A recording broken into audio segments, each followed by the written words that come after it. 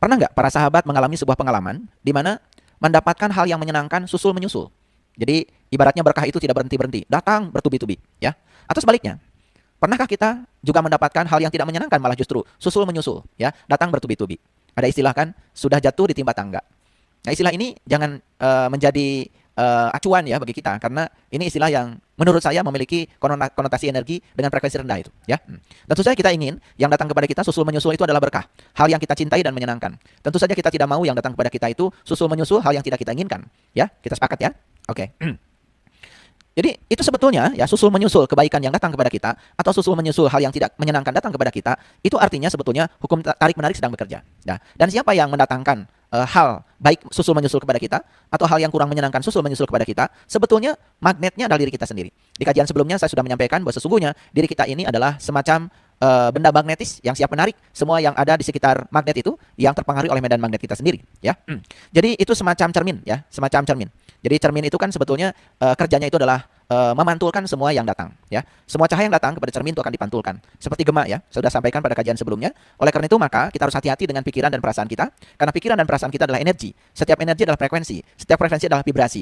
Maka pikiran dan perasaan kita itu setiap saat sebetulnya memancarkan frekuensi, vibrasi yang akan menggetarkan semua hal yang memiliki frekuensi yang sama dengan yang kita pancarkan.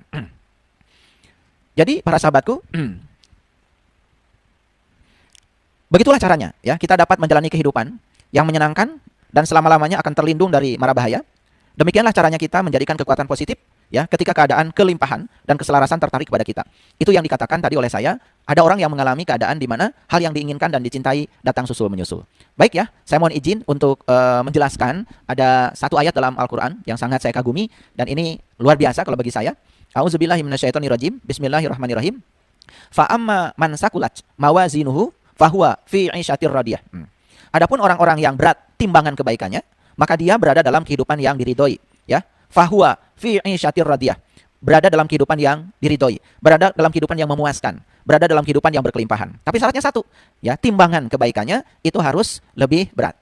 Nah, ini ada kaitan dengan yang saya sampaikan tadi. Bagaimana kita bisa melampaui titik kritis? Jadi kalau timbangan ya, kalau kiri dan kanan itu seimbang, itu artinya kita masih berada di titik keseimbangan. Nah, itu yang namanya titik kritis. Lampaui saja sedikit ya, titik kritis. Misalkan kita melampaui 51% saja. 1% dari angka 50% berarti sudah bergeser ke arah yang lebih berat timbangan kebaikannya. Nah, satu ayat lagi ya yang perlu kita cermati, ini sangat luar biasa. Wa amma man khafat mawazinuhu fa ummuhu hawiyah. Adapun orang-orang yang ringan timbangan kebaikannya, ya, maka tempatnya adalah hawiyah.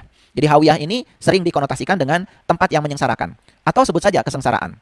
Atau sebut saja seperti yang saya sampaikan tadi, datangnya hal yang tidak kita harapkan